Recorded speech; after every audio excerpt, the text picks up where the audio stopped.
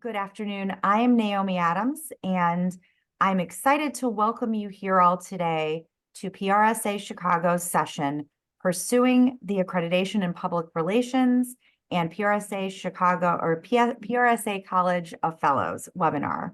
As I mentioned, I'm Naomi Adams. I am the immediate past president of PRSA Chicago, and I'm a current member of the executive committee and board of directors. So I'm very personally excited for this session because I'm just not a member of PRSA Chicago, but I'm actually somebody who's pursuing my APR currently. And I've been wanting to do this for a number of years, but work and life got in the way. So 2024 is my year. I put a stake in the ground, and I'm delighted and excited that we have Edward and Joyce here today to guide us through what it takes to become your APR and be wonderful mentors and guides for all of us that are considering or currently working towards our designation. Becoming an APR doesn't just help you become more strategic, but it helps you to add value to your clients and your organization.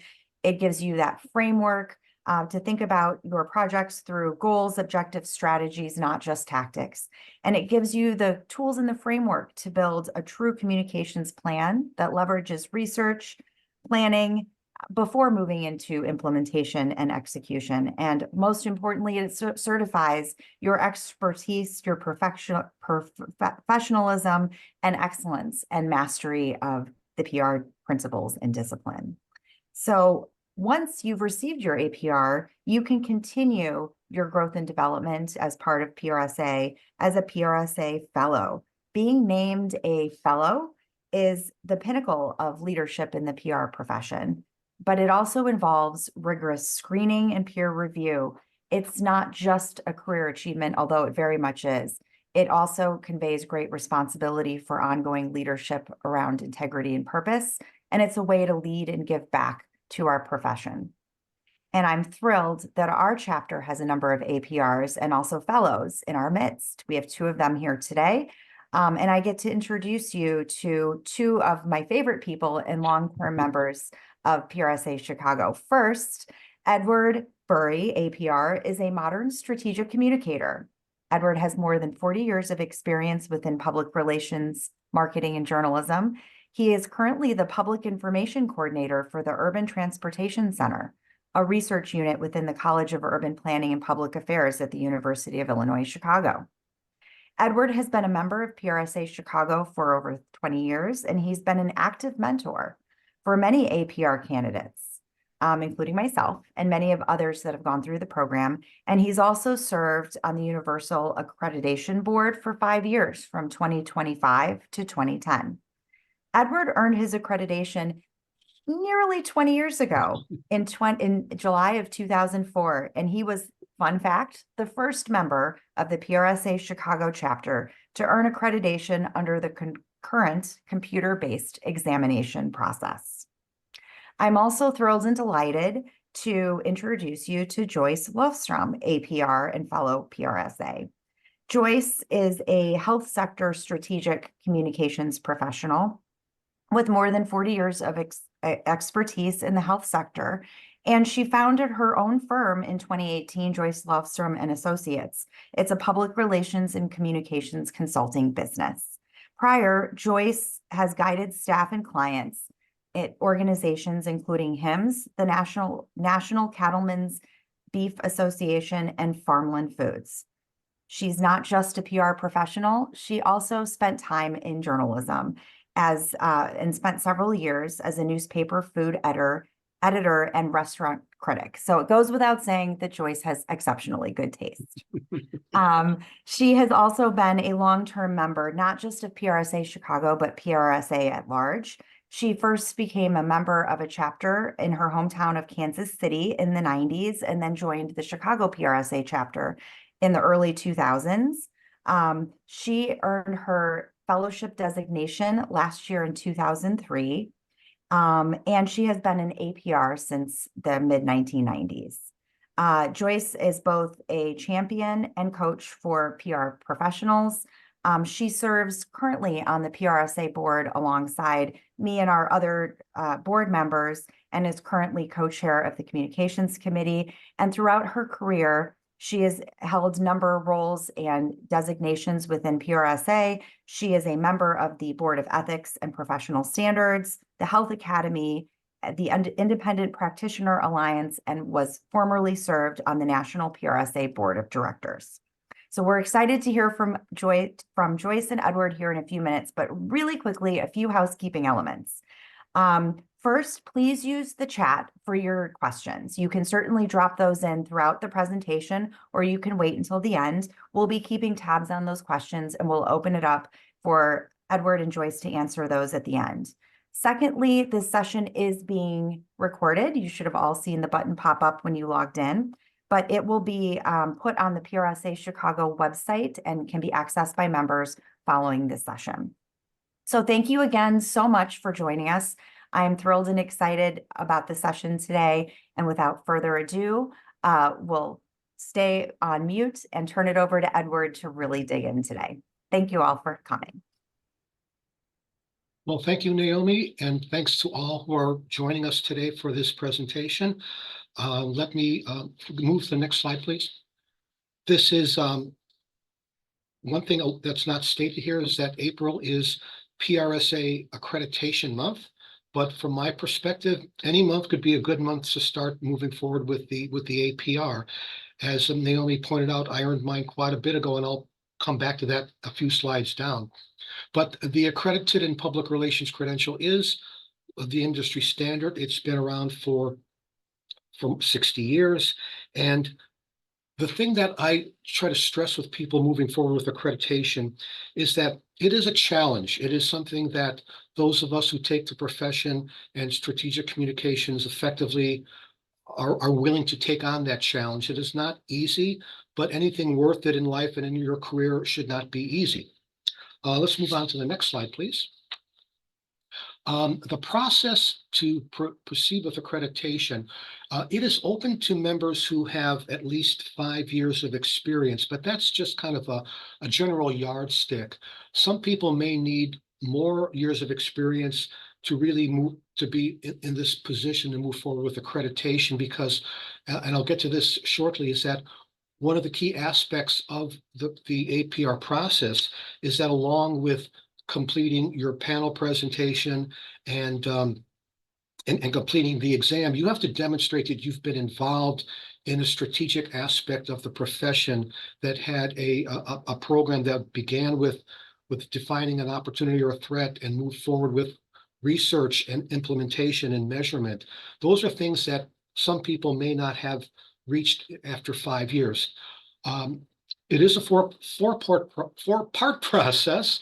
You first make the application to PRSA, you study, you schedule a panel presentation, and then the online exam. The best advice I could give there is after you apply, go straight into the study aspect of it. And there's a couple of things that you could do to help yourself, and I'll get to that in a second.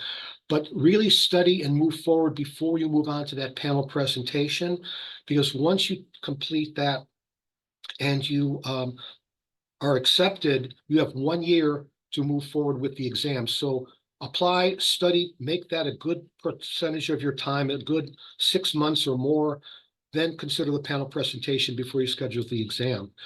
There are challenges moving forward with accreditation, such as your time commitment, the cost, which really isn't that much. It's the cost to apply is $385, which is pretty reasonable these days. And then finding the time to complete studying and moving forward while you're doing your work and your home things. But a thing I'll point out about the comp exam, it addresses the knowledge, skills, and abilities that are needed to succeed in modern public relations. And they have evolved over the years from when I took the exam back first in 2003, is that they've evolved dramatically to really reflect what the current status of the profession and our society has become. One thing I mentioned earlier in our conversation with Naomi, Joyce, and Ann is that, think about this, Facebook was founded 20 years ago. When I went forward with accreditation, there was no social media to speak of. So it is just a reflection of how our society and life has changed, and that's being reflected in the knowledge, skills, and abilities you'll need. Another important aspect is that to complete the final comp exam, there is a new provider called Certification Management Services. It is now totally an online process. In the past, there was a company called Prometric, which had offices in Chicago and other cities where you can go to and then schedule a time to take the test in a controlled environment. Now you're doing it in your home or office. So that's something I'll really point out to people, is that when you go forward with it, make sure you're in a location where you're not going to be disturbed, because you'll be proctored virtually and you will not have the ability to leave your desk. So the question, the exam is 132 questions, and so you have a time limit on that too. So make sure that you're prepared before you go forward. So next slide, please. The key aspects that provide resources for those moving forward, there is the online study course, and this is created by a company called Online to Learn. It's been around for quite a few years now, and it is a tremendous resource for those moving forward, because you're doing it on an online environment, and you have people that you could commiserate with and you could be online with and learn and grow that way. This wasn't the case back when I took it. There was basically nothing like this. So the online study course was created to help people advance through accreditation. PRSA has put out a series of webinars called the Nuts and Bolts series. One just took place, and there's a couple coming up in May and June. You could find those on their website. But another source that you can access right now, even before you go forward, if you're just interested in learning more about the profession, is the online study guide. And this is available on the Universal Accreditation Board website. You could download that. It's a PDF document that keeps getting updated on a regular basis. And within it are various aspects that you'll need to move forward with studying, in terms of addressing the different KSAs, the key aspects there. So that's something that I recommend any public relations professional, whether you want to go forward with accreditation or not, just have that ready as a good way to keep up to date.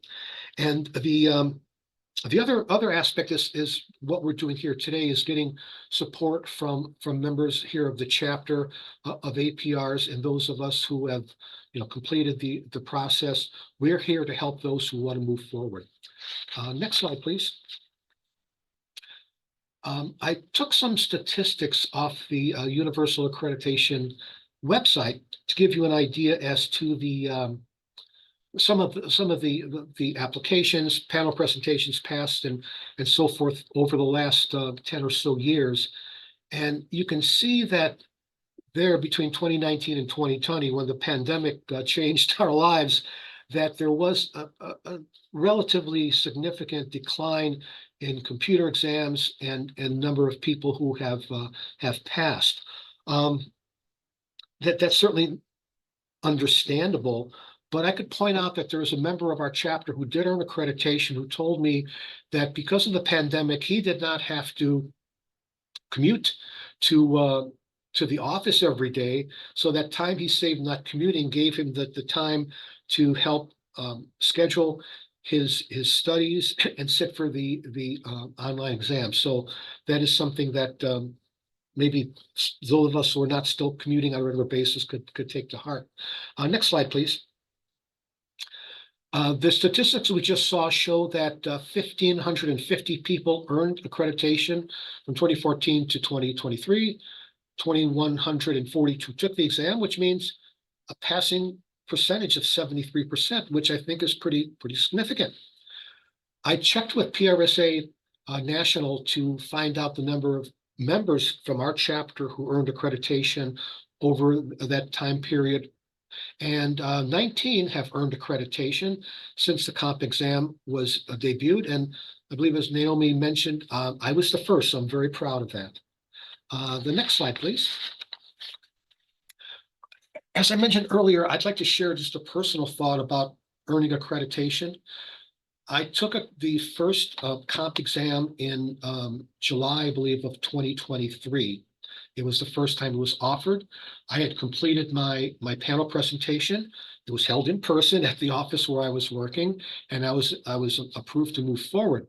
Well, I did not pass the first exam, so I continued studying, and then I took the exam again in February of 2024, and I didn't pass. In the period between then and the summer, I went to a one-day, they called it a jumpstart workshop held in the suburbs. And one of the ladies who was leading it was a lady named Fern Bonamy, who is truly a legend. I don't use that word very often, but when I met Fern, she was 80-something years old. She's now 100 years old and still is advancing public relations. So Fern is a true legend in our profession. Fern stayed with me and gave me the confidence I think I needed to move forward. I took the exam the third time in July of 2004, and I passed. I got back in the day, you did not know if you passed when you hit the complete button on the exam. You didn't know your score, but you'd get a letter later on. So I remember I came back from a fishing trip in July, and it was this big framed letter, and it was my certificate. So I was very proud of that. And as mentioned, I will celebrate my 20th anniversary in about 2 months. Moving on to the next slide, please. Oh, that is it. So please be ready to move forward with accreditation. And let me pass it on to my good friend and colleague, Joyce Lofstrom. Another quick aside, the first time I sat on a panel presentation, Joyce was one of the panelists. This was in, I think, 2005. Yeah, I remember. Yes, here Okay. we are, Yes, we are. friends and Okay. colleagues. So yeah. Yes, take it away, Joyce. Okay, thanks, Edward. So as Edward explained and went through the process to earn your APR, which I encourage you to do, once you've done that, I'll talk with you about how you can become a PRSA fellow. And my personal aside on this is you really don't have to wait until you think, oh, I'm just about done with my career or something like that. It's not that type of award, I guess I'll call it. It's let's go to the next slide, Ann, and we can talk about that.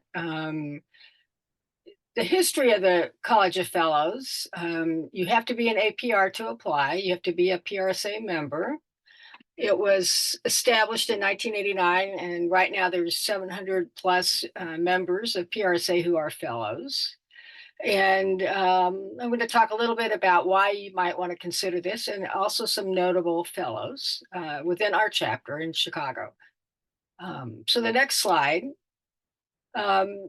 As I said, you have to be a member of PRSA. The other requirement is you have to have 20 years of PR and communication experience. So you can do the math for your own career as you think about this. But if you, as an example, started in PR out of college, let's say you're 21, 22, you work in PR for the next 20 years. 20 years. So there you are. You have your 20 years of experience. The one thing I will say, teaching public relations counts as part of that experience. If you work for a newspaper or a reporter, like the 3 years that I was with the Daily Herald, that does not count. It's good experience and it ties into PR work, but you have to actually be in public relations and communication. So that's just a caveat to remember. You have to demonstrate, superior professional performance, which I'll get into. Help advance the profession, be a role model, and also participate in volunteer work. So that's service and leadership. So the reason those categories are important is when you complete the application to become a fellow, those are the headers that are on that application. So you have to demonstrate superior professional performance and provide 5 examples. You have to provide 5 examples of how you advance the profession. how you contributed to the profession with volunteer work or community, activities. And then the last one there, the role model, is the fourth category, at least the one I had um, to work on. And I can say they've added a caveat, not a caveat, but expanded that role model and talked about DEI and how you have advanced, DEI in the work that you do. So that's important to know too. So let's go to the next slide. And with this one, we can talk about the timeline. And I have to say, PRSA does a really good job of guiding anyone who's in this process. And it really starts in January of the year, every year. You can also find out more if you go to ICON, which is usually October, November. They always have a session on how to become a fellow. But in January, there's usually a webinar from PRSA and the College of Fellows to talk about the process and what you have to do. One step in that process is to find a good fellow, and a good fellow is just another member of PRSA who is a fellow, and the fellows volunteer to guide someone through this process. So basically you just say, I want a good fellow, and they assign you to somebody who's done this and can help you get through it as well. They have started having instructional webinars, just like for the APR, there's webinars that help you figure out what to do on the different steps, the same as for the College of Fellows. You need to have references as part of the nomination. So that means you have to have 5 people write reference letters for you. It's all online, and they don't have to mail them or anything. They can fill it out online. 4 of those references have to be from public relations professionals. They also recommend that you have at least 2 from either an APR or someone who is a fellow. They can all be that way, but at least 2 of them. You also need 1 letter that's from a person who is not in public relations. So that could be, a friend, a minister, someone in the volunteer work that you've done, anything like that. And then you also have to have a letter and a form completed by someone, a section within PRSA. It can be your chapter, it can be one of the professional interest sections. So if you belong to the Health Academy or you belong to whatever, professional interest section, they can support you in that nomination. And Naomi helped me last year with mine. And so it's really not difficult, but you just have to kind of think that through about who you want to go to for those recommendations. And then the thing with all of this application is it's really hard for a lot of us to do is to say how great you are. And so when you write down these accomplishments and you have 250 words for each one, think about what you did and what happened because of it. For me, it was like, you work in your job. Like I worked for my organization, HIMSS, for like 16 years, and you are doing things. And at least for me, it was kind of like, okay, well, I introduced XYZ. Well, then you have to go back and think about it and thought, well, they really didn't have that before.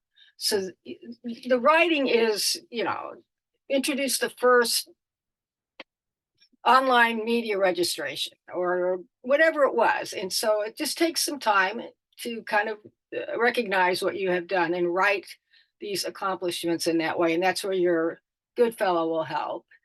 The applications usually due in early May. It's a $100 fee when you send that in. In July, you will have a phone call either way, whether you made it or not, and they will also send a letter.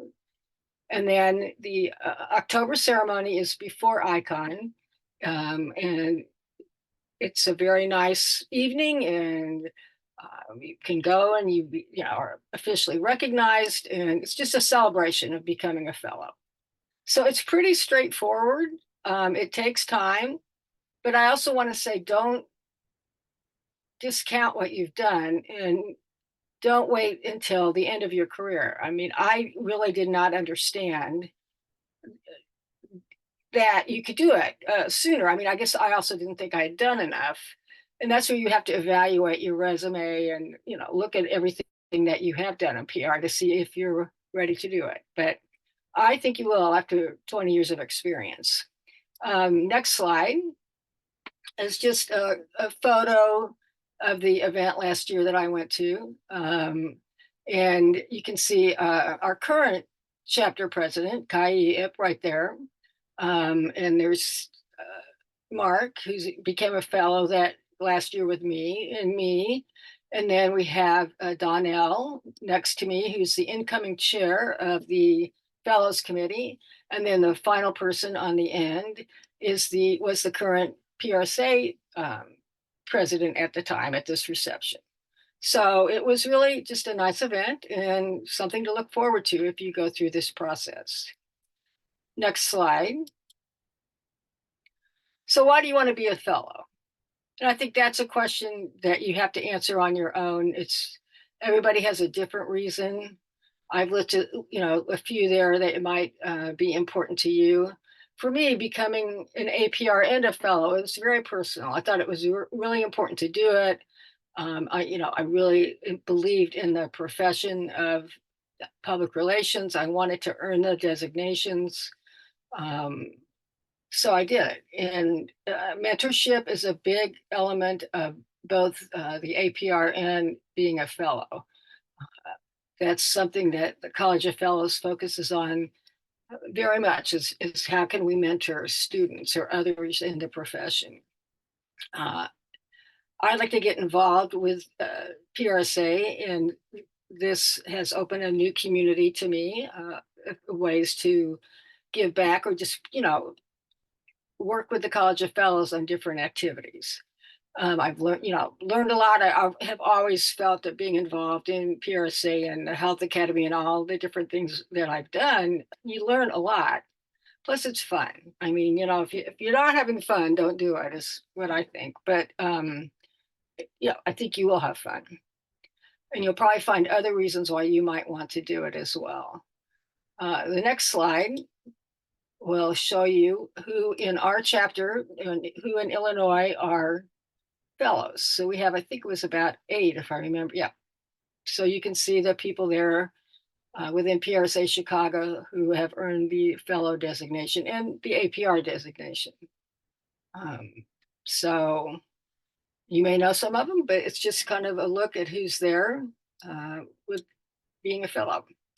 And the next slide. That's kind of our wrap up. It's belief system, right? You believe in strategic and ethical communications. You want to keep up with advancements, and you kind of just keep going to take on new challenges. So that applies to what Edward was talking about and what I've been sharing with you right now too. It's just it's a way to not only give back but to give to yourself, I would say. So that's the end of the formal presentation, and we're going to open it up for questions now. If anyone has questions, I'll send it back to you, Naomi. Wonderful. Edward and Joyce, thank you so much for both sharing your personal journeys, your commitment to helping those of us that are interested in pursuing either of these designations. And sharing your knowledge and experience with others. I got a message that our chat might be disabled for general participants. And if that's the case, I'm truly sorry. If you were unable to answer or enter a question into the chat, thank you for trying. What I can do is I see a couple of people coming on camera or popping up into the chat. If this means that if you have a question and wanted to raise your hand and come off mute to ask this question, we can certainly take them now. Zion, I see you have come off a mute. Thank you for recognizing me, Naomi. Edward was my mentor and did a phenomenal job. So I, of course, always enjoy his hearing his story. And Joyce, I enjoyed you as well. My question is, as someone who just recently passed the APR exam, I'm just wondering, do we have any data on how many APRs there are out there? Totally throughout the currently active, I don't know. I believe it's somewhere in the area of 5,000.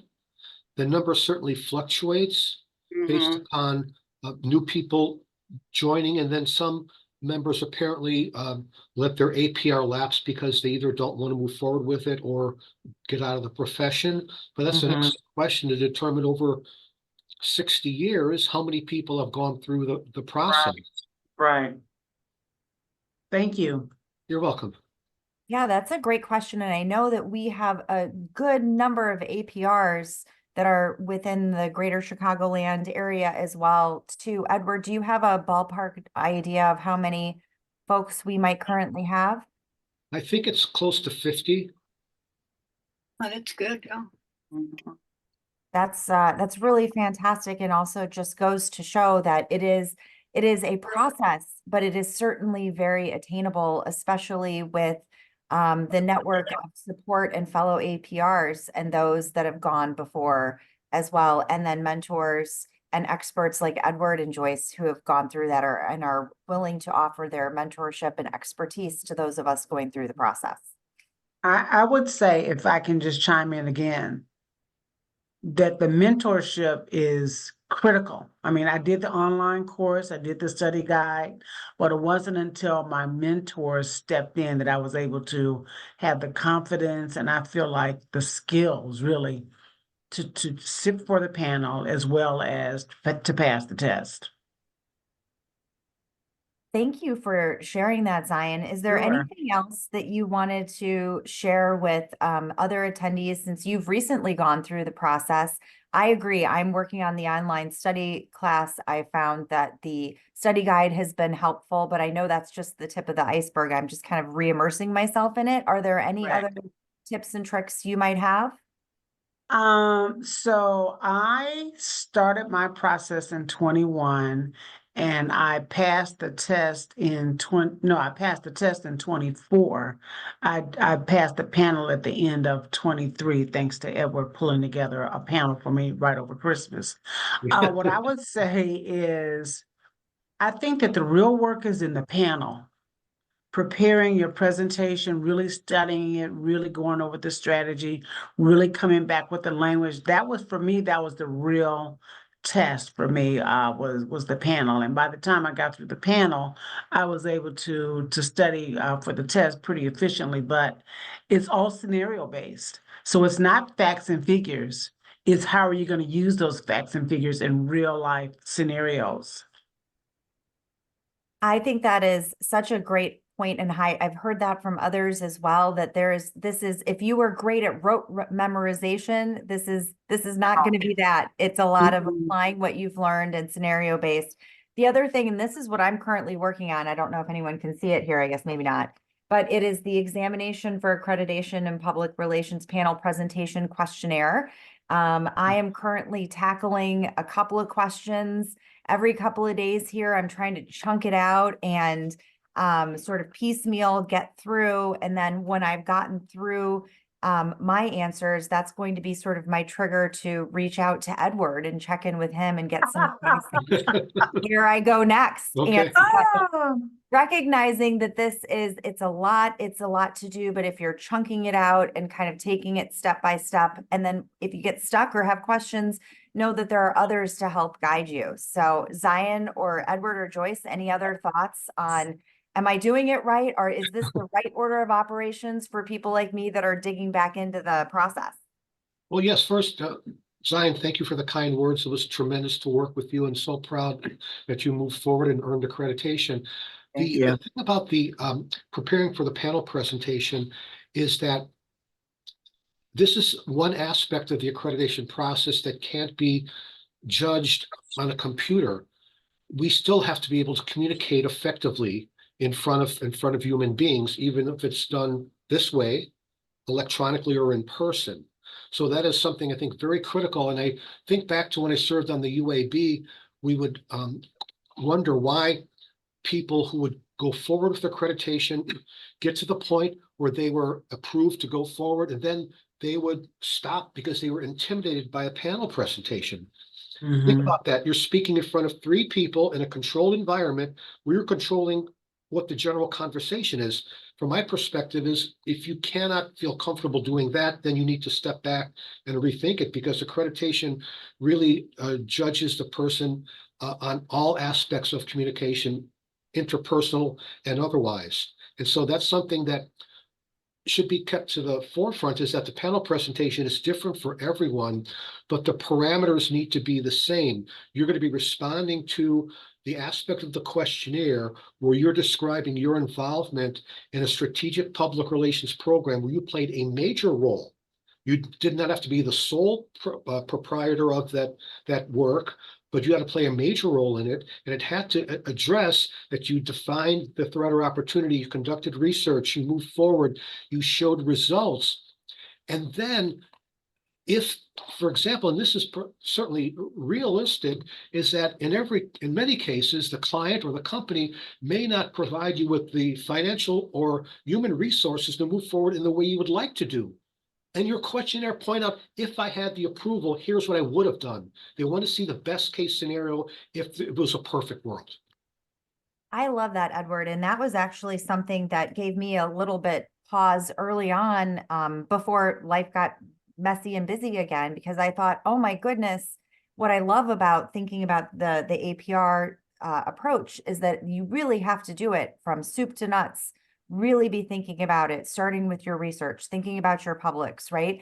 And how many times does real life, we don't get that opportunity, as you mentioned. And so I really appreciated that framing, that it doesn't need to be perfect. I just need to be able to think about and talk about what I would do or what I would recommend if the situation were different, in addition to what was actually proposed, approved, and executed. And I think that's a game changer, because for many of us in our day jobs, we sometimes don't get the perfect scenario. Sometimes things happen very quickly, or as you mentioned, Edward, we don't get the time and the resources to really do it in the way that we would recommend. Naomi, and I just saw a note that the chat function has been restored. Yay, So, terrific. if anybody wants to do that, but I wanted to also mention, it took me 3 times to become a fellow. I started, I guess let's see, we're 20, so probably 2020. And, each time I filled out the application and the scenarios, and I had a different good fellow. And it got, after the second time, I was just like, oh man, am I going to do this again? But I did. I waited a year, I took a year off. But I learned that some of the examples I had included were not the best ones to include. And that was with feedback from my good fellow. And so, I also had some more experience in the year I took off. And so I was able to add something more recent, let's say. So, I mean, I guess my point is, if you really want to do it, and I've talked to other people who have become fellows that it took a couple of times at least for them to go ahead. So that comes back to that whole personal drive about why you want to do it. But you know, it's just part of the process, and keep going. I think that is terrific advice. And Joyce has also been such a champion for others that have already had their APR, to not wait, to go ahead, as she talked about, and just jump in and consult with Joyce or other fellows and good fellows on how they can move forward and really present their best option. I hope everyone saw in the chat that the chat has been restored. And so you are welcome to drop questions in the chat, but if anyone else wants to just raise your hand or come off chat and ask a question, we have a small but mighty group here, so please go ahead and do that. We would love to hear from you about your questions, what you would like or need, or anything about getting started, or where you are in the process, either to get your APR or questions you might have for Joyce about her journey to becoming a fellow. Anybody?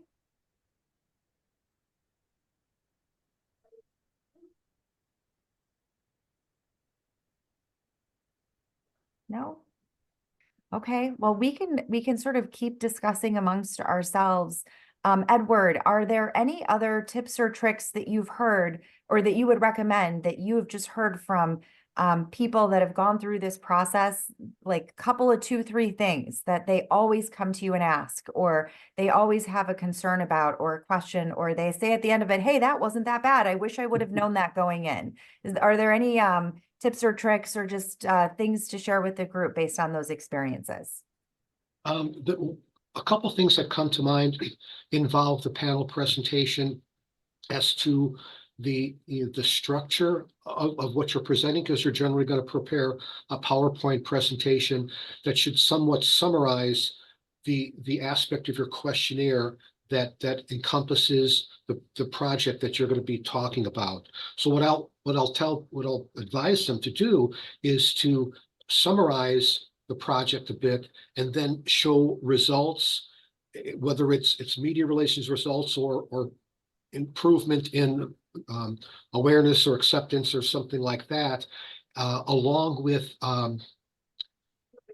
really going into some more detail about the research and the strategy involved. I think that's something that the panelists are going to be looking forward to, because that lets them know that you were not following a cookie cutter paint by numbers kind of presentation. This was something well thought out and based upon strategies.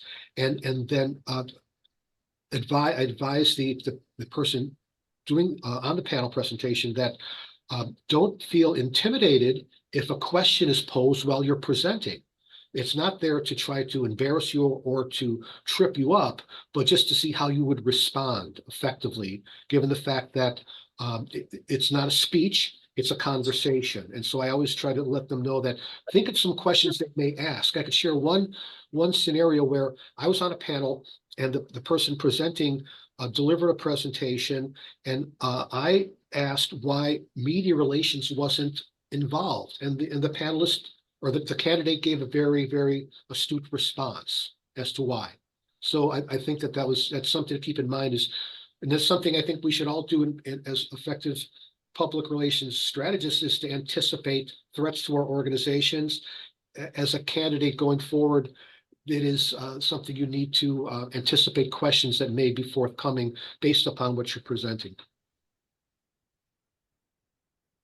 That's a really great reminder, and also just a reminder that in the real world, oftentimes with our clients or partners, they ask questions along the ways too, so we can be expected. Okay, hold on. I think we have a question. Oh, Zion says that was scary for her, the questions, so acknowledging that. So Zion, thank you for sharing, and by all accounts, you got through it with flying colors because you are now APR'd. So congratulations once again. And then we have a question and a statement here from Kai, which it says, it sounds like persistence and perseverance can help as we invest in ourselves while pursuing the APR College of Fellows designation. What has been the edge you found while working on your own pursuits? Joyce, you want to go first? Well, I just want to make sure I understand the question. So, Kai, do you mean the edge in terms of applying for the designation, or the edge after you achieve it? So I'll just say both. I think, I mean, Edward, how do you interpret that question? Yeah, well, for me, I could say this, that one reason I moved forward with accreditation was I was working for a real estate association that was an affiliate of the National Association of Realtors, and they conferred a designation. So I was getting support from my peers there, but also I was working in an office where there were maybe 2 or 3 other people in communications. I wasn't around communicators on a regular basis, so I felt going forward with accreditation gave me that opportunity to grow. But also, I like the fact that you have to maintain your accreditation, and to do so, you need to stay involved in the profession. So that's the key impetus. Those working at large agencies, you're around fellow PR professionals on a regular basis. Those of us who are not, I think that accreditation really gives us that opportunity to really learn and then interact. Well, I will say for the fellow process, the one thing that was important during it is to get enough time. Make sure you allow enough time to do what you have to do and complete that application. And the other thing, um, a lot of the examples I had, and it was how PR was measured, 30 years ago. It was number of clips or placements. How many stories did this effort get, and what publications were you in, or your client was in? And that was it. I mean, there was no other type of measurement that we used. And so that was a challenge I ran into on some of my examples, is because I had to kind of dig deeper and think about, okay, so whatever it was I did, so, yeah, I got so many placements in XYZ publications, but what did it mean for the organization? And I think even if you don't have those metrics, as we measure now, you can still think about, and this, I would think, Edward, you might say the same for APRO. How did it affect the organization? What was good about what changed, or things like that. And so those were two things that during this process of becoming a fellow that I really spent a lot of time on. And I think the after effect, now that I've earned it, is, as I mentioned during the presentation, it's just a community of people, and it's most of the time in my career, I've been the only PR person in the office. I mean, I had one job where there were several of us, the Cattlemen's Association, National Cattlemen's Beef, and that was great, but typically not. And so um, it, I think with the APR and with becoming a fellow, you have that community of people to talk with and learn from, and go from there. That's really terrific. Just to kind of play back and summarize, I think a few things that we've just heard now, it's certainly you're able to have the confidence in yourself and your expertise, right? You're able to add value to your organizations, especially if you are one of the only communicators and you have the confidence to draw on that you are truly making those right recommendations. And then you're able to really lean into things like ethics and understanding sort of the principles of PR, especially in these new and different times with what an age of disinformation and other challenges that we are constantly facing day to day. So I think there's so much value in being able to lean into and have confidence in those things. And then lastly, Joyce, you touched on this too. It's just really this community of professionals who have gone through the same training and thinking and are thinking like you do, and having access to our network of APRs and PRSA professionals, as well as in your case, Joyce, also the College of Fellows, the peers that you have there. And I was going to just ask if you would say to anyone thinking about becoming a fellow, if you feel that access to the network of the College of Fellows provides a similar benefit and resource to you as a practitioner. Oh, it does, definitely. I mean, um, it's like-minded people, because, everyone has gone through this process. And I think it's like anything in life. People are there, so if you want to reach out to someone and ask a question or get to know them or whatever it is, that kind of falls back on you. But just like Edward mentioned at the beginning of our presentation, that's how we met, was as it became friends, through the panel presentation. And it's over the years I've learned from people, um, or even hired some people that I've met. Hired meaning I needed somebody to do a podcast production, and so I knew somebody that could do that from the Health Academy. And think, you meet people that will help you in your career, but just, I mean, help you as a person too, because you enjoy being around them. So I love that. So we have professional benefit, but also expanding our personal network and making new friends and colleagues along the way. And I know that's something that has been meaningful to me as a member of PRSA throughout my career too, just knowing that there is a place that we can go, whether it's to getting your APR or other things, that you have a community of practice that we can all lean to and connect with as we're navigating our individual career steps and choices, and then also sort of a common framework about how we think about our jobs and our professions. I know we're kind of wrapping up at the end of the hour. Are there any other questions? Feel free to come off a mute or put it into the chat. If not, before we wrap up, Joyce and Edward, thank you. If there's one last thing to share with this group today, I'd love to give you one more opportunity to weigh in and enlighten us all with your expertise and experience. Here's what I'd like to conclude with, that given this era that we're in, where mistruths flow freely, I think that those of us who go forward with accreditation, we are committed to honesty, integrity, and us adhering to ethics. So earning accreditation means you're going to be recognized as a communicator who is doing his or her utmost to disseminate the truth.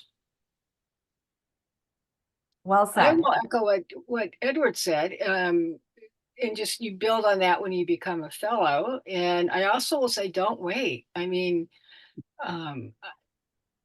if you become a fellow after 20, 25 years of experience, I mean, this sounds, I don't want to say morbid, but you have time. You have a lot more time to get involved and do things than if you wait to the end of your career. And it's just, you'll make it. So just go for it. Wonderful. Well, thank you both so much for sharing your expertise, your experiences, your tips and your tricks, and also life lessons on your specific journeys to get where you are. We wanted to thank you both so much, not only for being here today, but both for the roles that you've played in our chapter and for PRSA at large. And for those of us that are thinking about or working towards our APR, remember there are lots of tools and resources, certainly the study guide, the online course that Edward mentioned earlier, but also mentors and other APRs like Edward and Joyce and Zion and others from our chapter who are more than willing and want you to succeed as you go into this journey yourself. You're not alone. We are here to answer all and any questions. And if you think of something later on, don't hesitate to reach out. We would love to hear from you and to help you on your journey. Thank you so much for being here. Thank you to Joyce and Edward for sharing this afternoon with us today. And thank you, attendees, for coming and learning more about the APR and being part of our PRSA Chicago time this afternoon. So thank you, everyone. Have a great day, and we'll see you soon. Bye, everyone. Bye. Thank you. Bye.